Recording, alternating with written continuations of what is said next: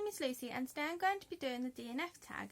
DNF stands for did not finish, and it is when you stop reading a book, you put it down and you don't pick it up again, or you might pick it up again, but for that time you've decided to put it down and stop reading it.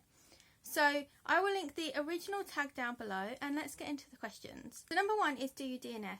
And yes, I do. If I'm not enjoying a book for whatever reason, then I DNF it. So I tried to give it some time and just keep reading, give it another chance.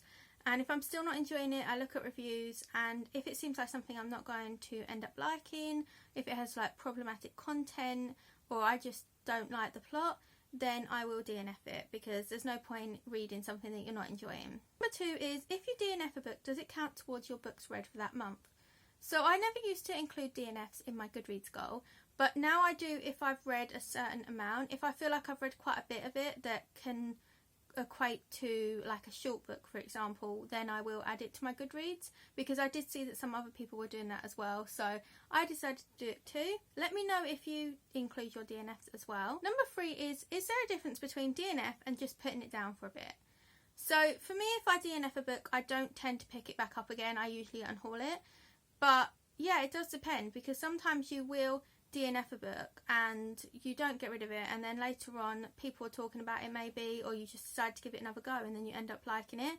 So it does happen sometimes, but usually for me, if I DNF a book, I've given it a go, I've looked at reviews, and it's just not for me. Number 4 is, what popular book have you DNF'd? So for this, I can think of A Darker Shade of Magic by V. Schwab. I spoke about that in my most disappointing reads of 2020 video, so I will link that down below if you want to check it out. But basically, I have tried to read this book 3 or 4 times, and this time I got the furthest into it. I actually listened to the audiobook for some of it, and I just really did not enjoy it.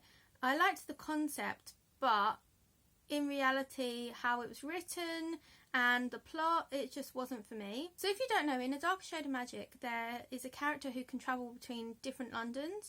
One has magic, one doesn't. One used to, but doesn't have magic anymore. And there's one London that is called Black London, where no one can go to anymore. And the main character brings back objects from the different types of London, even though he's not supposed to. And he acts as a messenger between the royals. And then there are some villains and some things happen, and I just really wasn't enjoying it. It's quite violent, trigger warnings for self-harm as well. So yeah, I just wasn't enjoying it. I'd given it a go, I looked at reviews, and it just wasn't for me. Number 5 is, what book do you wish you had DNF'd? I can't really think of anything for this. Even a book like, for example, Vengeful, that I didn't enjoy, I'm still glad that I read it. So usually if there's a book that I don't enjoy, if I've got to the end of it, I'm usually happy that I have read it and I've given it a go and it was okay, but it just wasn't great. I usually DNF books that I'm just really not enjoying and I'm not going to get to the end, because there's no point for me. It probably put me in a reading slump and I wouldn't want to read it because I'm just not enjoying it. Number 6 is, do you ever reattempt to read a DNF? Has this ever been successful for you? And for this one, I can't think of a specific example, but I know there's been 1 or 2 books that I have stopped reading at one point and then I've picked them up later on and I have enjoyed them. So it does happen, but it's more rare for me. Number 7 is, what do you do with books that you DNF? So I usually unhaul them. As I said, if I'm not enjoying it, I've given it some time, I've looked at reviews, and I'm just really not interested in picking it up again, then I will unhaul it, because I don't really want to keep books that I don't like. Number 8 is, do you choose more or less risky titles because of your stance on DNF? So for this one, I think that I choose less risky ones now, but it's not really because of my stance on DNFing. It's more because I've learned that a lot of hyped books I used to pick up and I didn't love them, and I've been exploring kind of what I like in books, and I feel like I know my reading taste a bit better than I used to. So I'm less likely to pick up books that I will not like and that I will DNF. But it will still happen. There are still books that I'm not kind of sure of, but I might try them anyway.